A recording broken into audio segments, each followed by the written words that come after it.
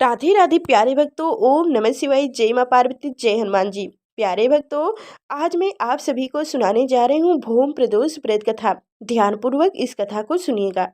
इस कथा को सुनने से भगवान से माँ पार्वती और हनुमान जी की मिलेगी कृपा। हर माह के शुक्ल और कृष्ण पक्ष की त्रयोदशी तिथि को प्रदोष तिथि का व्रत किया जाता है।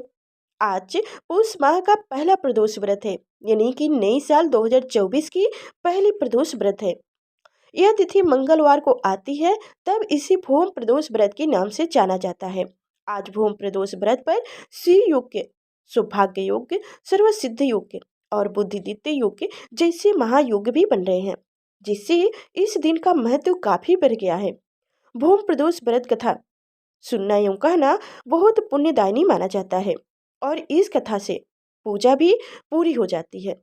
मान्यता है कि भूम प्रदोष व्रत की कथा सुनने और कहने से भगवान शिव का आशीर्वाद प्राप्त होता है और जीवन के सभी कष्ट दूर होते हैं। तो आइए सुनते हैं भूम प्रदोष व्रत कथा। ध्यानपूर्वक इस कथा को सुनिएगा। और कथा सुनने से पहले आपको बता दें कि हमारे चैनल पर नए हैं तो लाइक कर चैनल को सब्सक्राइब कर लीजिएगा और साथ में बेल आइकन की घंटी दबा दीजिएगा, ताकि आगे जब मैं इसी व्रत कथा लेकर आऊँ तो सबसे पहले आप तक नोटिफिकेशन पहुंचे, जो मेरी कथा को आप समय से सुन सकें। और कमेंट में ओम नमः शिवाय लिखना ना भूलिएगा। तो चलिए अब कथा शुरू करते हैं। सूत जी बोले, अब मैं मंगल त्रयोदशी प्रदोष व्रत का विधि विधान कहता हूँ। मंगलवार का दिन विधियों का नाश होता है। इस व्रत में एक समय व्रती को गेहूं और गुड़ का भोजन करना चाहिए। इस व्रत के करने से मानो सभी पापों या रोगों से मुक्त हो जाते हैं। इसमें किसी प्रकार का संयम नहीं है। अब मैं आपको उस बुढ़िया की कथा सुनाता हूँ जिसने यह व्रत किया एवं मोक्ष को प्राप्त हुई। अत्यंत प्राचीन काल की घटना है। एक नगर में एक बुढ़िया रहती थी। उनके मंगलिया नाम का एक पुत्र था। वृद्धा को हनुमान जी पर बड़ी श्रद्धा थी। वह प्रत्येक मंगलवार को हनुमान जी का व्रत रखकर यथाविधि उनका भोग लगाती थी। उनके अलावा मंगलवार को एक ना तो घर लिपती थी और ना ही मिट्टी खोदती थी। इसी प्रकार से व्रत रखते हुए जब उसे काफी दिन बीत गए तो हनुमान जी ने सोचा कि चलो आज इस वृद्धा की श्रद्धा की परीक्षा करें। वो साधु का वेश बनाकर उनके द्वार पर जा पहुंचे और पुकारे, है कोई हनुमान जी का भक्त जो हमारी इच्छा पूरा करे। वृद्धा ने यह पुकार सुनी तो बाहर आई और, महाराज क्या आज्ञा है। साधु वेशधरी हनुमान जी बोले कि मैं बहुत भूखा हूँ, भोजन करूंगा, तू थोड़ी सी जमीन लीप दे।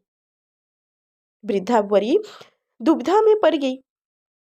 अंत में हाथ जोड़कर प्रार्थना की, हे महाराज, लिपने और मिट्टी खोदने के अतिरिक्त जो भी काम हो आप कहें, वह मैं करने को तैयार हूँ।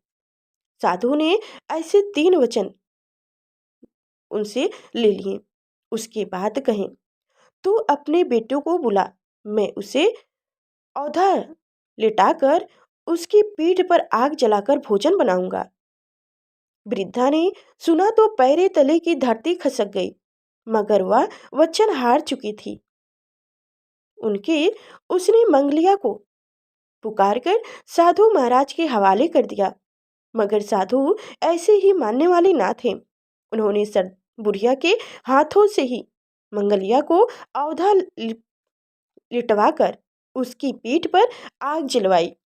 आग जलाकर दुखी मन से वृद्धा अपने घर के अंदर घुस गई। साधु जब भोजन को बुलाकर कहा कि वह मंगलिया को पुकारे ताकि वह भी आकर भोग लगा ले। वृद्धा के आंखों में आंसू भरने लगी।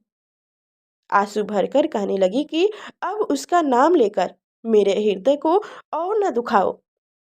लेकिन साधु महाराज ना माने। वृद्धा को भोजन के लिए मंगलिया को पुकारना पड़ा। पुकारने की देर थी कि मंगलिया बाहर से हंसता हुआ घर में दौड़ आया। मंगलिया को जीता जागता देखकर वृद्धा को सुखद आश्चर्य हुआ। वह साधु महाराज के चरणों में गिर पड़ी। साधु महाराज ने उसे अपने असली रूप में दर्शन दिए।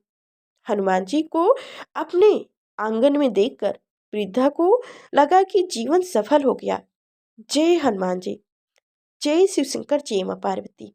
प्यारे भक्तों, इस प्रकार भूम प्रदोष व्रत कथा संपन्न हुआ। अब हम आप सभी को सुनाने जा रही हूँ प्रदोष व्रत की कथा। प्राचीन काल में एक गरीब पुजारी हुआ करता था। उस पुजारी की मृत्यु के बाद उसकी विधवा पत्नी अपने पालन पोषण के लिए पुत्र को साथ लेकर भिक्षा मांगती हुई शाम तक घर वापस आती थी। एक दिन उसकी मुलाकात विदर्भ देश के राजा राजकुमार से हुआ, जो कि अपने पिता की मृत्यु के बाद दर दर भटकने लगे थे। उनकी यह हालत पुजारी की पत्नी को देखा न गया। वह उस राजकुमार को अपने साथ अपने घर ले आई और पुत्र जैसे रखने लगी। एक दिन पुजारी की पत्नी अपने साथ दोनों पुत्रों को चंडिका ऋषि के आश्रम ले गई।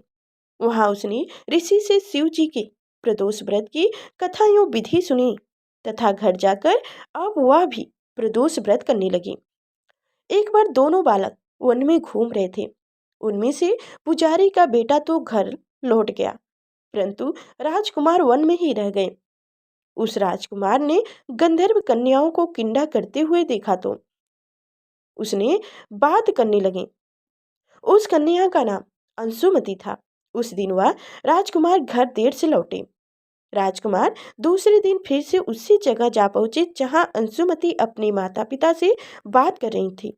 तभी अंशुमति के माता पिता ने उस राजकुमार को पहचान लिया तथा उससे कहा कि आप तो विदर्भ नगर के राजकुमार हो ना, आपका नाम धर्मगुप्त है।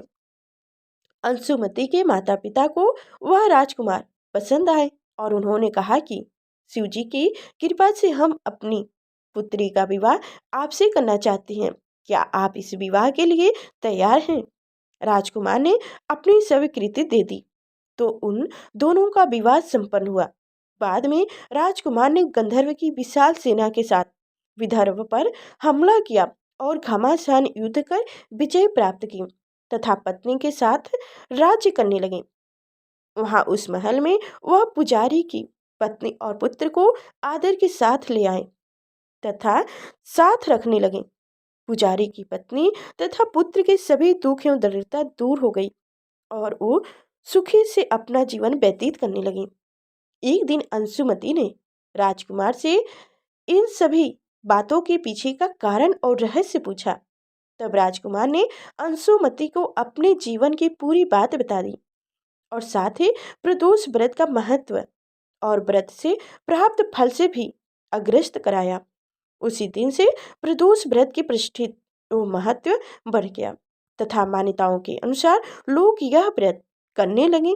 कई जगहों पर अपनी श्रद्धा के अनुसार स्त्री पुरुष दोनों ही यह व्रत करते हैं।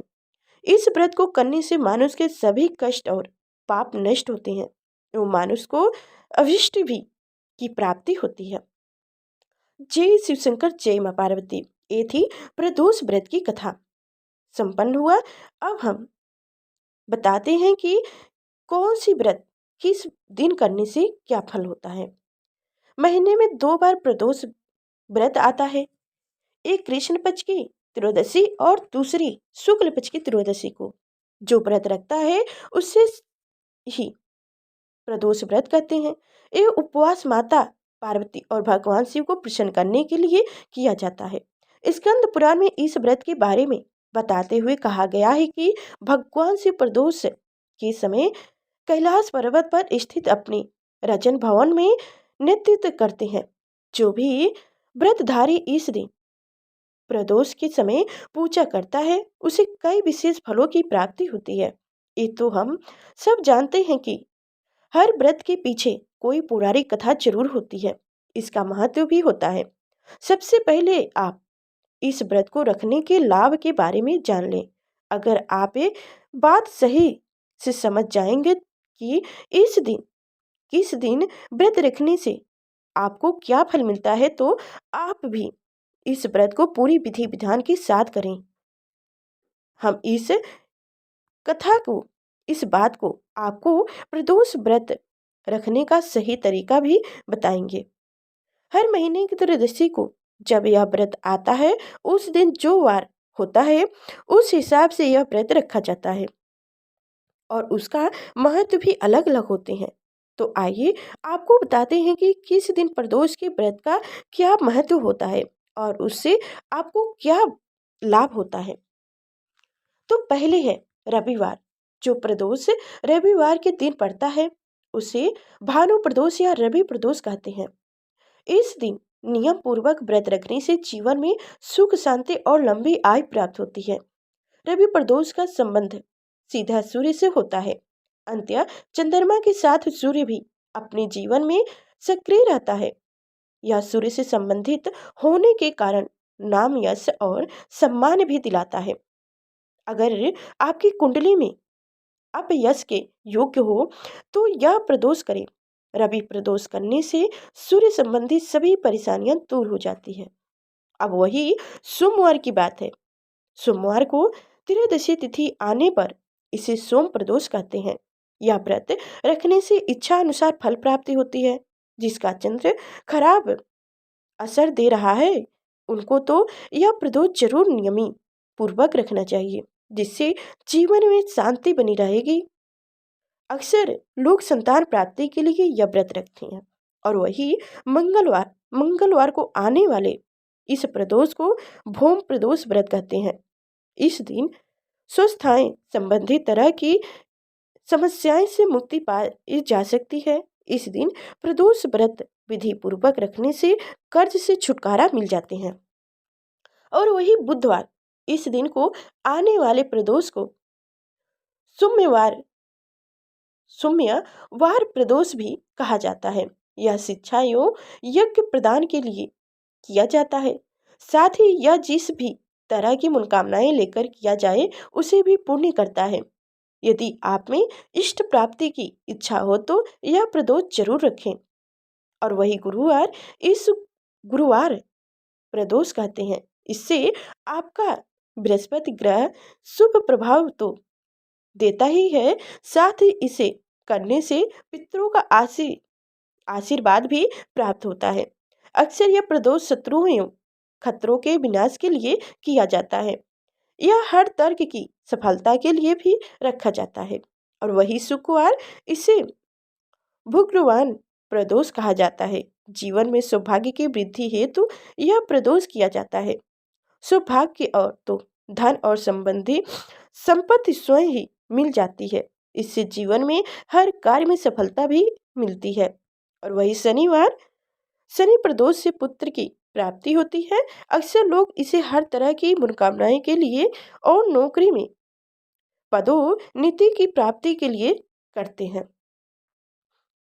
नेक्स्ट रवि प्रदोष, सोम प्रदोष एवं शनि प्रदोष के व्रत को पुण्य करने से अति शीघ्र कार्य सिद्ध होकर अभिष्ट फल की प्राप्ति होती है। सर्व कार्य सिद्ध हेतु शास्त्रों में कहा गया है कि यदि कोई भी 11 अथवा 1 वर्ष के समस्त त्रयोदशी के व्रत करते हैं तो उनकी समस्त मनोकामनाएं अवश्य और शीघ्र ही पूर्ण हो जाती है। प्रदोष रखने से आपका चंद्र ठीक होता है, अर्थात शरीर में चंद्र तत्व में सुधार होता है।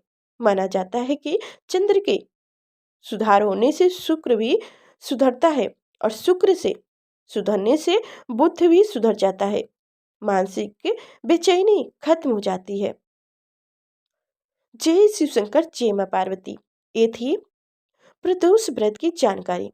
आप सभी को ये जानकारी और कथा आप सभी को कैसी लगी कमेंट में अवश्य बताइएगा। और एक बार फिर से बता देते हैं कि हमारे चैनल पर नए हैं, लाइक नहीं किए हैं, सब्सक्राइब नहीं किए तो कर लीजिए और साथ में बेल आइकन की घंटी दबा दीजिएगा, ताकि आगे जो मैं इसी व्रत कथा लेकर आऊँ तो सबसे पहले आप तक नोटिफिकेशन पहुँचे, जो मेरी कथा को आप समय से सुन सकें। और कमेंट में ओम नमः शिवाय लिखना ना भूलिएगा।